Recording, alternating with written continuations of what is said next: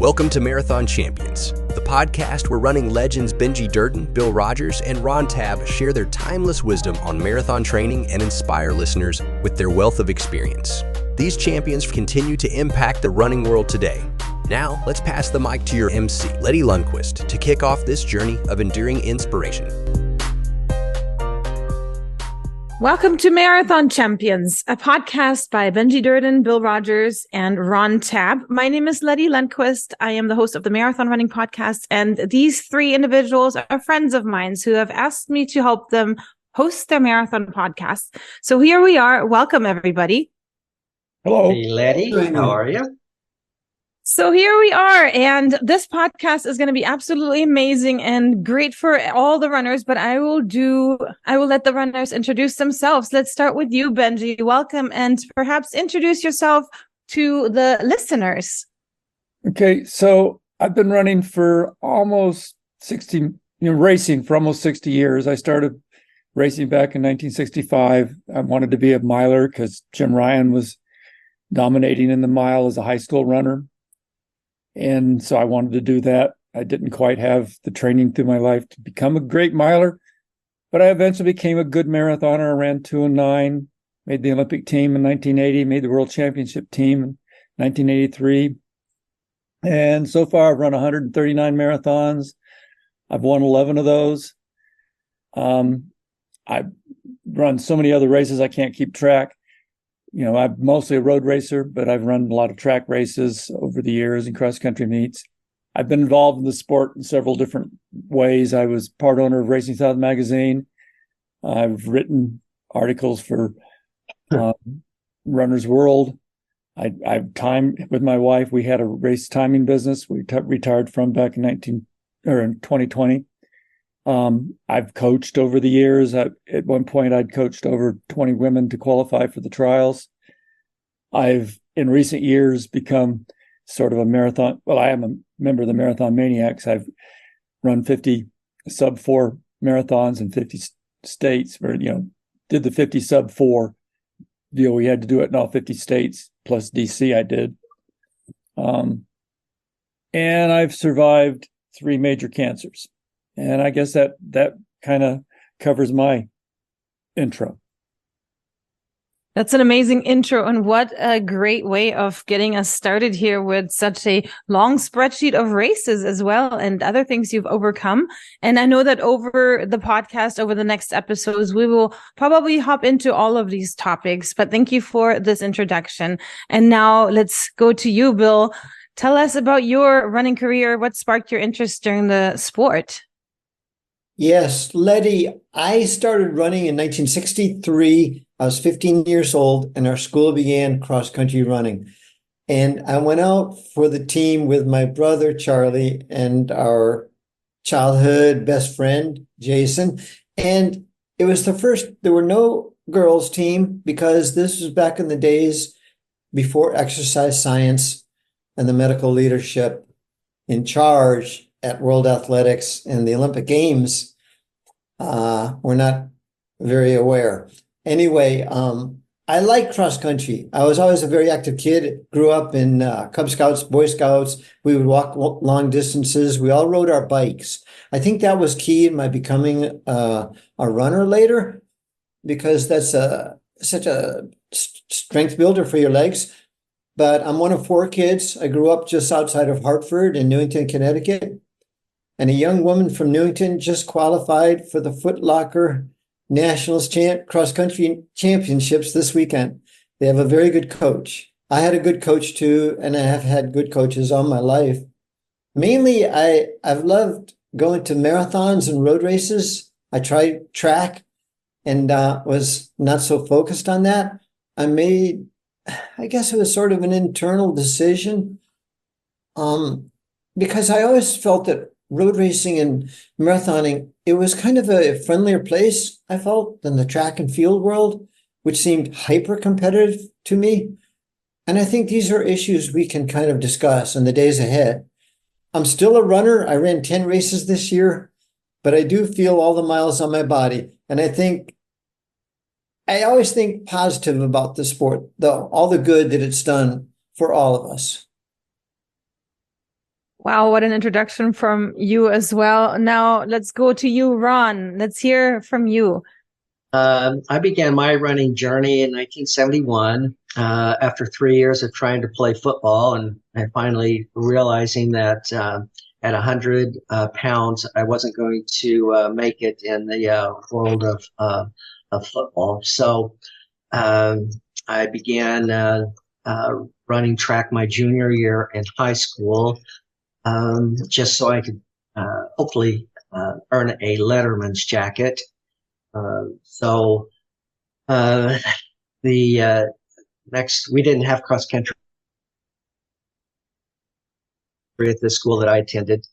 We were a really, really small school. The main focus was football for athletics at the school. I think that was probably the same for Benji and Bill. Also, football was big when we were young and growing up. So PRs were for the 800 or 880 back then was 207. The mile was 442, and my 2 mile was 956.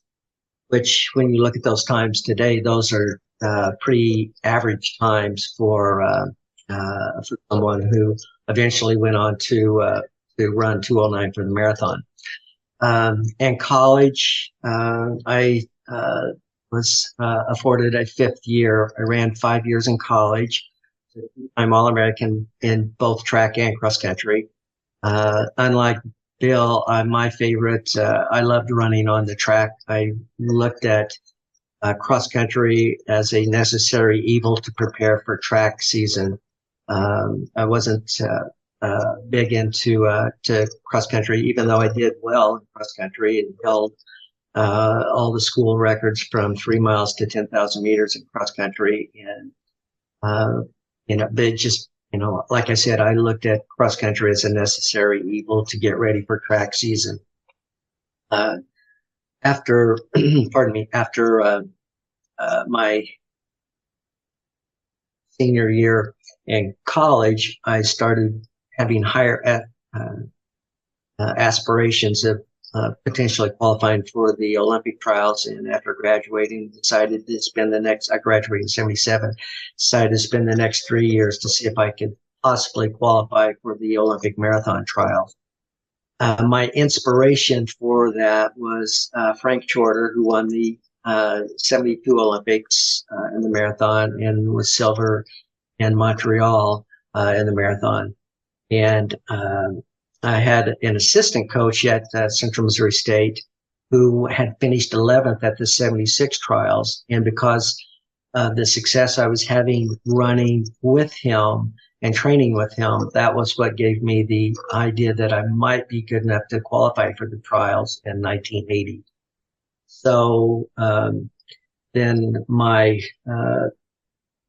road racing career began at that time, and started off with, very meager successes. I finished second in my first marathon. I ran 240 something in Corpus Christi in October, Corpus Christi, Texas. 3 weeks later, I went to another marathon in Crowley, Louisiana, ran 229 there, where I was third. And then 5 weeks after that, in December, I ran a 222, which this was in 1977. And at the time, the Olympic trials qualifying standard had been high 222s for the 76 trials. So I felt like I was making progress in qualifying, trying to reach my goal of qualifying for the 80. And so that was my early career, and then ultimately went on to run a series of marathons where Bill and Benji and I are 3 of the 4 Americans who are in the sub 220 marathon club, where we've all 3 run 20 plus marathons under 220. So that's my beginning. That's wonderful. And yeah, I mean, I guess here we are. You guys are champions. You guys managed to stay in touch for so long. So let's talk about a little bit of training insight. I'm going to start with Benji. Benji, turning to you, how do you approach training for marathons in the 80s? And are there any key aspects that stand out in your memory? Well, I started off like most people did back then, trying to get in 100 miles a week and trying to do basically 14 miles every day, which is how you get 100 miles a week. And I wasn't that successful by doing that. Also, I was trying to run close to my marathon pace pretty much 2 to 3 times a week. I was pushing 6-minute pace all the time. And I got hurt in 77 from a non-running accident. And coming back from that injury, I was only able to run every other day. I'd run up to the point of it hurt, and then I'd take a day off. I'd run up to the point. Finally, I got to where I was running like 2 hours one day and day off the next day. And then I began to run easy in between. I'd do like 30 to 40 minutes in between my 2-hour days. And I suddenly improved in my marathon from 2:19 to 2:15. And it's sort of like, So without really understanding what I was doing, I discovered hard easy. And for me, it was very important that I did that. I developed a program where I would run speed work of some sort on Tuesdays. I'd do a long run of up to 22, 23 miles on Thursdays, and a threshold run, which was actually a local road race or a road race that brought me in someplace in the States on the weekend. And then on every other day, it'd be 6 miles or less. On the harder days, I would do a second run of anywhere from 3 to 10 miles. And I prospered doing that. Now, it's not something everybody did, but I was good at that. And I still believe that if I do a hard day, I need at least one easy day of 6 or less miles of running. Although these days it's more 3 miles or less of running, because I ran by time too. I tell you how I was running 6 miles. Well, I was running 45 minutes. I don't know how far I really ran because we didn't have Garmin's, and we'd estimate distance. But I still believe in hard easy, and I think it's your body needs to recover between hard efforts. Okay. Yeah. And I'm noticing when you're talking that you were self-coached back then when you were running 2:19 and 2:15. Is that correct? Pretty much. I had coaches throughout high school and college, obviously, and they weren't very good. And as I quit my collegiate career, and that's a story in and of itself, a friend of mine who was a Lydiard disciple, who also ran the track team with me, but he had to train the way the coach wanted us to train. He got me to train more as a Lydiard runner. So I learned a little bit from him. Lydiard didn't really talk about hard easy. He talked about phases of running where you'd have a base period where you did a lot of mileage. Then you'd have a transition period where you went from that to more speed focused running. And then you'd have a racing season. But as a road racer, I didn't have a racing season. I raced year round. I typically race 30 or more races a year. And it off and on throughout my running life, I had some people that would be advisors. When I ran my 209, a friend of mine, Mike Caldwell, who I've known since we raced against each other he was at Furman, I was at Georgia. He helped me for a few months before my 209. And I would say he's probably the closest thing that I had a coach over the years. But I paid attention to what I was doing. If something worked, I tried to keep doing it. If I found myself not getting better, I tried to quit doing what I was doing. Yeah. Wow. Amazing. And so with you, let's move on to Bill. Bill, everyone knows you're Boston Billy. We know about your success, but let's hear about something different. Let's hear about some challenges. Do you recall any specific challenge that you encountered during a race, and how did you navigate through that? Yeah, Letty, my first marathon, I was a marathon failure, big time. It was the Boston Marathon. And because I was living in the Boston area, And actually, it was a retired runner. I quit running after college and had become a smoker, actually. A sort of a bit of an addictive personality. In fact, we all are like that a bit. Benji, Ron, and I, and perhaps you are too, Letty, if you're really into running. But but my roommate at the time was Jason, my high school track teammate and friend, lifetime friend. And the finish line of the Boston Marathon was about 200 yards away, or, well, something like that. So we went over and saw the finish. And there I saw my old Wesleyan University teammates, Amby Burfoot and Jeff Galloway. I said, what? These guys are still running? I was just totally flummoxed by that. And so that motivated me to get into my training. And I ran for the Boston Athletic Association my first year. I qualified with a 30K race, and Jack Semple was there, and he kind of brought me on to the team, which didn't mean too much. It just meant you put BAA on your shirt, But I had an up and down marathon career, and but I still love I love the camaraderie of running, the marathon in particular. I love the quest, and I think that's what we are all saying is we love the quest. And to see, it's I wouldn't say it's biblical, but I say it's something special. And I think all runners know that. And so I had actually a good career from the point of view of injuries. I didn't have any severe injuries throughout my career, but I had a number like Achilles tendonitis or metatarsalgia of my foot that hurt me when I ran in the Olympic marathon in 1976. And that's a pretty bad place to have a bad day.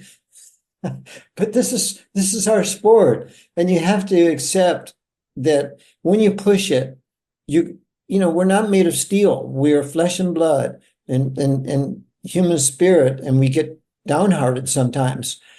But I was very lucky in that I had a great coach, Coach Billy Squires, and had great teammates. And I think I had a little bit different than Benji and Ron, who were kind of exploring more on their own. And I think that's very hard to do, to be on your own. You really need a team, I think. And so I was very lucky in that regard. And that helped me become a stronger marathoner in the days ahead. Beautifully said. I cannot help but agree. It always helps to have a team, even if it's a group that you know through social media. And I can't believe that you were a smoker. Let's move on to you, Ron. So, Ron, I want to throw something out there. I know that you had an injury or a couple injuries on both feet. You had plantar fasciitis. Would you mind telling the audience about what happened to plantar fasciitis and how you got surgery to help you keep running? So in 79, and leading up in the build up for the 1980 Olympic trials, I was talking to Bill and Benji about this earlier. I ran 28 races, 12 marathons in there between April 16, 1979 and May 24th, 1980. And, the shoes that we had back in those days, and Bill and Benji will attest to this, they just did not offer support. There was no cushioning in them. We were looking for the lightest shoe possible.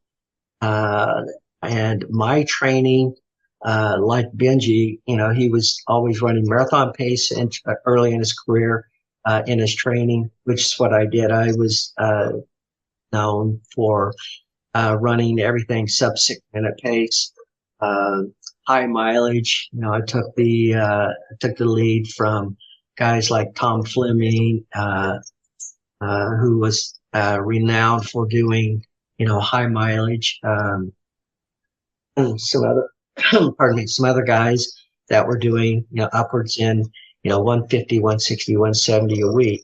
And I was self-coached out of college from 77 until 83. I coached myself. So, But I followed the Lydiard program as well, where I believed in the base training, the speed training, and then a racing season. Except it was really hard to distinguish what a racing season was because you were always racing. I know Bill ran a lot of races. I know Benji ran a lot of races. But when we say races, we used many of those races as workouts. And that's the way I coach as well. I like to have my athletes, the people I coach, I like them to run races as workouts sometimes, not really tapering down for them. The plantar fascia started flaring up because of the shoes and not having the protection, and probably the overtraining, overuse injury. But you keep thinking, well, these stubborn athletes talk about addiction, Bill. We were all addicted, and we felt like that if we were taking time off, that we were going to be losing ground against our competitors, our competition. And we were often, I know that all of us probably over raced, especially when you look at what athletes do today.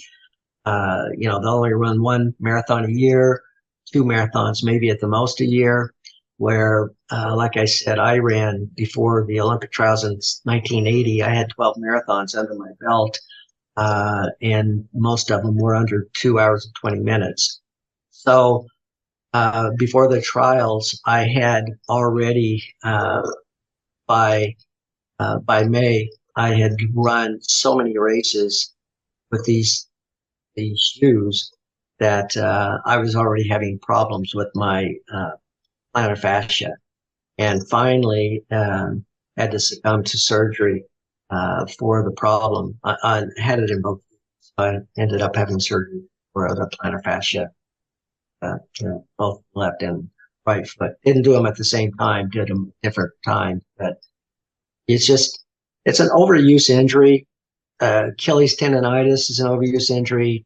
Patella tendonitis, is another overuse injury. These are all things that probably each of us at one time or another had to deal with. And it was the equipment, and it was the training. It's different. It's just a different approach towards running back then as opposed to today. Yeah, absolutely. We have a lot more research available to us in regards to overtraining. You've seen the different types of shoes and all that cushion, but I guess that's a topic for another episode. I want to ask Benji about his experience, because Benji, you've mentioned you've had your encounter with injuries inside of the running world as well as outside. Would you like to elaborate a little bit on that? Well, I too had plantar fasciitis problems, but my plantar fasciitis problem came because of a bad blister that I got at the 1983 Boston. And I mean, it was extremely bad blood blister. And it popped, and I started running on hamburger. And it basically tore the plantar fascia. It didn't completely do it, but I set it up to finish tearing later in the year at the Toronto Marathon. And that was sort of what ended my elite career. But I've had, I wouldn't say injuries, but I've had cancer now 3 times. If you don't count skin cancer, which, it's skin cancer is a little different than I had prostate cancer in 2003. And at that point I had become more of a 20-mile max a week runner. I just kind of ran a little bit. I'd gotten up to 175 pounds, and running wasn't a focus in my life. I was, doing what normal people do, focusing on work. And, prostate cancer is if you get it early, is not a big deal. I mean, it is a big deal, but it's not. And Billy's had this too. It's something that can be taken care of, but it's scary. And it scared me to the point where my wife and Amy and I decided, we needed to look at our lives and, what the quality of our lives were. And we decided to focus a little bit more on things we enjoyed. And running was one of the things we enjoyed. So I went from, 175 to 155 and started running again. And I had had a 14-year hiatus of running marathons. And I started back and got back into doing things were a little crazy running marathon. I ran, I think, 17 marathons in 1 year, and we did a journey where we did a marathon in every state. I was under 4 hours in every state. But running became more of my focus in life. Then I began in 2013 to start slowing down in my races, and I thought, okay, I'm just getting older. But later, like 3 years later, in 2015, I discovered I was anemic, and I had no good reason for it. And I did everything I could to get out of being anemic, and I got a little bit better. But 2016, Amy beat me in a marathon, which was unusual. I normally was 30 minutes or more ahead of her. And I started having trouble eating, and I discovered I had colon cancer. So I went through colon cancer, had surgery to remove that, went through 6 months of chemo. And in those 6 months of chemo, I walked initially, found walking made me feel a lot better during the chemo than being inactive, and gradually started running back and ran a half marathon during chemo.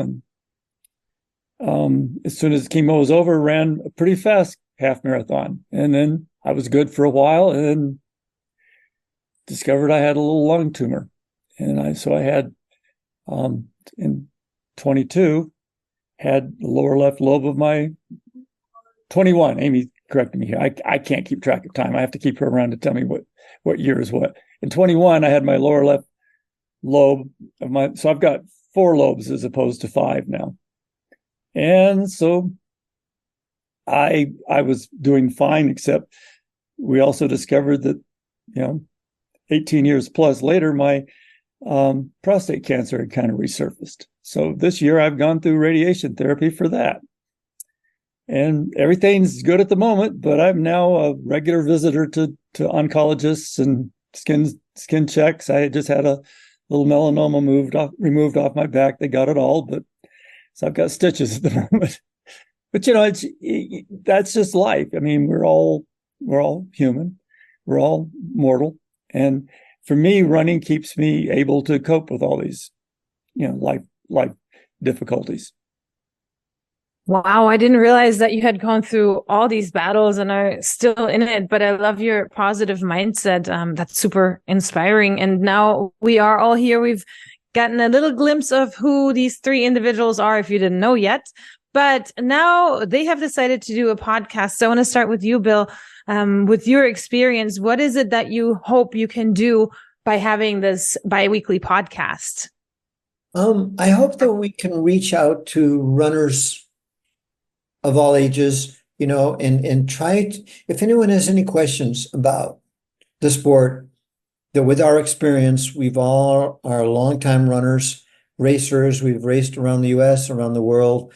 We know a bit about the healthcare issues that you might be hit with as an older person, but we also understand what it was when we were younger and we were trying to build up, and also how the sport has changed so much in recent years, and to take a look at that, and to take a look at the role the sport plays in our society and globally. I think it's a very important sport. I don't think it gets enough credit from the mainstream media, in particular, I would say, sometimes here in the U.S. I think we're a little bit like soccer, which is more supported in Europe on a worldwide basis. So I think we have some good stories, and if we can answer anybody's questions, that's what we want to do. And I think, so we can be kind of like coaches, Letty. You do that yourself with your podcast and everything. But I think, having competed at the highest level in the major marathons around the world like we have, we're pretty unique. We're part of the first running boom, kicked off on the men's side by Frank Shorter with his gold in Munich, Germany. Americans weren't considered high-level marathoners by the Europeans, who were the best at the time, or the Japanese, who have always been strong marathoners. And then there's the women's side, of course, when runners like Lynn Jennings and Jackie Hansen and then Joan Benoit Samuelson came to the forefront of the women's sport. And we know a lot about that as well, and why the the sport keeps changing for the better. But I think in some ways, we runners need to be more united. And perhaps the Abbott Majors is an attempt to do that, to bring the sport, give the sport higher visibility on a global scale. And I think that's good, because I think our sport is important. It doesn't mean you won't get hit with cancer or something, but I think the chances of you being hit pretty hard and being gone are lessened. And I think, it'd be cool to have some doctors come on our site, because I've met a lot of doctors as I go to marathon races, and they talk about the preventive aspects of our sport, which get no coverage in the mainstream media. And that's really unfortunate, because it's so important. Most people don't think they're athletes, if you know what I'm saying. They never got chosen for a team in high school. You're not tall enough for basketball or weigh enough for football. One of these ridiculous assessments. But there are other avenues to take, and I think that's what's happening now. And we all know it. Well, we know it, but most people probably don't. And maybe we can reach some of those people and motivate them to have fun with the sport. I always loved that part of it, and I think Benji is a great story, how he beat cancer through, with Amy's support and having good doctors and the ones who understand the role that we athletes can play. Because I believe athletes are among the best in the world, and we have a lot to contribute. So we'll do our best. I love this. What about you, Ron? What are your goals and aspirations for this podcast? I would like to see us promoting the sport, just as Bill is saying, because it doesn't receive the attention, the accolades that many of the other sports do in this country. Again, I go back to, I wanted to be a football player, because why? That was where everyone paid attention to football, and basketball. And like Bill was saying, I was too short, some people were too short for basketball. I was one of those. I was too small for football. And I just found running to be something that I could identify with, because, I was good. I thought I was good, at the little school that I attended. But it gave me self-confidence, gave me confidence in all aspects of life. And that's one of the things I'd like to be able, because eventually I hope that we will be able to reach an audience that is a younger audience, because I think our stories can be inspirational to someone who feels like they're underachievers, or they're not achievers, or they can't achieve. And, when you listen to, a story like Bill, coming, he began running in the early 60s, and looking at, he wasn't a particularly fast runner, even back in those days. And same thing with Benji. Benji wasn't particularly fast, and I definitely wasn't very fast. But we all three went on to accomplish some, I think, fairly significant things with our running careers. And if we can reach to a younger audience to maybe inspire or motivate those kids, young athletes, then I think we've done it. We've given back to the sport that has given us so much. Another thing, we want to do this to promote fitness. It's a lifestyle. It's a healthy lifestyle. And, it can extend your life and the quality of your life. So that's one of the areas that I hope to, with the podcast, be able to accomplish. I'd also like to see us, we've already talked about, some of the, and Benji have talked about some of the runners in the past. Benji's had 20 plus women he has helped qualify for the Olympic trials. That's, that's amazing. I've also been a coach and helped athletes see their full potential. It makes me feel good. Bill he's been such an icon in our sport for such a long time. And I know just people that I encountered that have met Bill and have been inspired by his story and by his success, that they've been running for years and years and years. So these are reasons that I believe that having a podcast and putting three athletes who have over 150 years of running experience under their belt combined, I think we can make the sport a little bit better than it already is. It's already a great sport, but I think we can maybe share our experiences and stories to inspire another generation of runners. So that's why I feel like doing this podcast can be beneficial and maybe make it a little bit of in a sport that has given us all some. Absolutely. Let's go to you, Benji. Tell us why these listeners, what they have to look forward to in your podcast. Well, I agree with both what Bill and Ron have said. I mean, obviously we want to inspire. And I also want to emphasize that we would like to make sure the history of the sport that we can share, we not just our history, but the history that we know of. People like Buddy Edlin, who, was a world record holder in the marathon. I didn't know about him when I was competing, so people like that we should be able to share stories about and get on our friends. We have so many friends in this sport that their stories should be shared.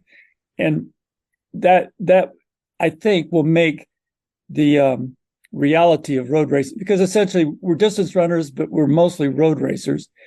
And road racing right now, it only seems to be participation for non-marathons, and the elite shows up in the marathons. And I would like to see more participation outside of U.S. championships from elite runners in 5Ks, 10Ks, 15Ks, etc. It's just, I'd like to see it sort of a resurgence to what we were doing. I think that would make our runners better. And by telling our stories, hopefully we will inspire some of the 209 marathoners that are out there now to run, 42-minute 15Ks and 27-minute 10Ks and, things that they can do. I just don't see them doing it.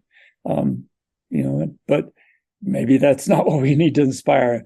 I do agree that we need to inspire some of the kids that aren't quite football players or basketball players. A lot of them are playing soccer, but you got to still be a little bit of a big body to be a good soccer player. And soccer is a good place to train to be a good distance runner. And I think, also we're just going to have a good time talking to each other and reminiscing. Absolutely. So with that, we have come to an end of episode number 1. Thank you so much for joining us today on this first episode. We hope that you enjoyed what you heard. And if you like what you heard, be sure to subscribe and share. And your support means everything. And until next time, embrace the journey and take care. Happy listening.